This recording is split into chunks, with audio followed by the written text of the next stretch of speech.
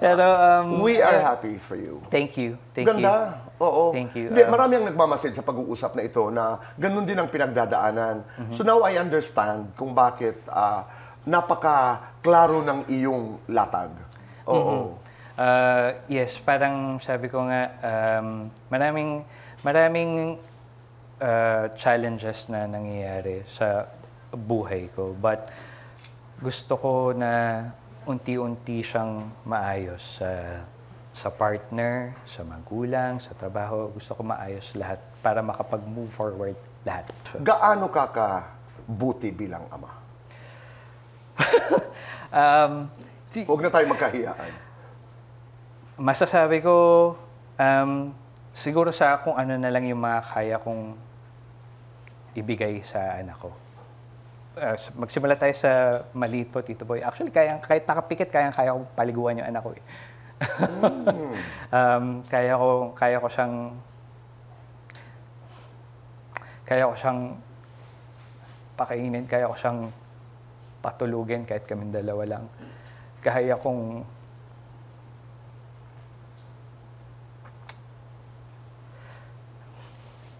okay. I think this is the right time to talk about it.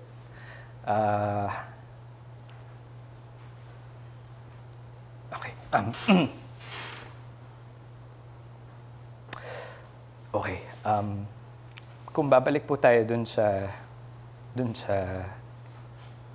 pangalan ni Anya, Herminia.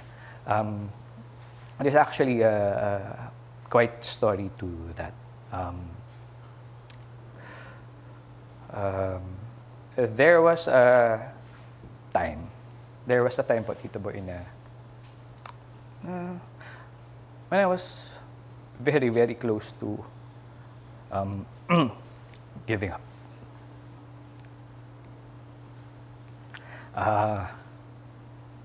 Kasi sabi ko, pabihira, tinalikuran ko yung pangarap ko. Pero in return, araw-araw kong kasama si Anya. Parang feeling ko I keep on disappointing my parents. Especially that it was them who helped me build and nurture my dream. So, and then there was a difficulty with of course, syempre with finances and everything. That I'm trying to make ends meet. I'm taking jobs which I am proud of kasi ito yung mga trabahong hindi ko nagawa pero para kay Anya tsaka para sa pamilya ko gagawin ko. So, okay, going back, Herminia. Kasama ko si Anya, parang buhat-buhat ko siya. Tapos, nakuha niya kasi yun sa lola niya, yung name na Herminia. So, out of the blue, bigla niya sinabing, I see Lola. It's a 1-year-old and 8-month baby. Sabi ko, Tapos sabi niya, I see Lola. Sabi ko, ano? Pakiulit nga, I see Lola. Sabi ko, ha? Ano sabi? Hi. Ha? Tapos parang inisip ko pa nga po nun, teka, anong lola to? Baka naman mamaya, hindi ko lola to. Kasi for the longest time, hinihingi ko na, Lola, nahihirapan ako. Baka naman pwede kayo magbigay ng sign. Tapos, sabi, so medyo napapos ako until tinanong ko si Anya. Sabi ko, okay, anak, what's Lola's name? Tapos tumingin siya, tapos umiwas. Sabi ko, what's Lola's name? Meng. And that's where the time stood still for me. Kasi never ko naman minention yung name ni Lola Meng kay Anya.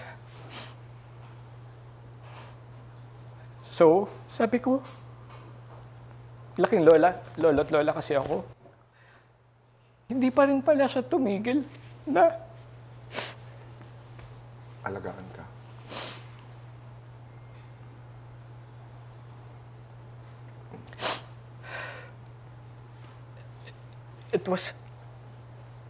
sabi ko, totoo nga pala yung sinasabi nila na when loneliness and depression hits, ang hirap niyang kalaban.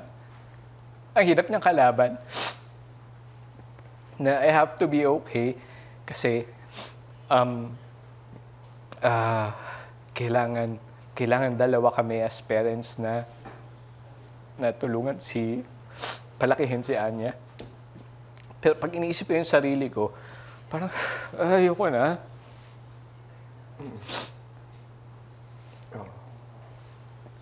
But the time that nangyari yun, yung kay Anya, we were both surprised na Lanay kasi we never mentioned the name Meng. Meng was Lola's nickname. Okay.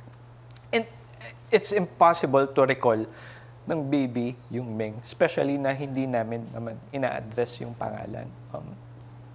So I took it as a sign na man, I have to do this. I have to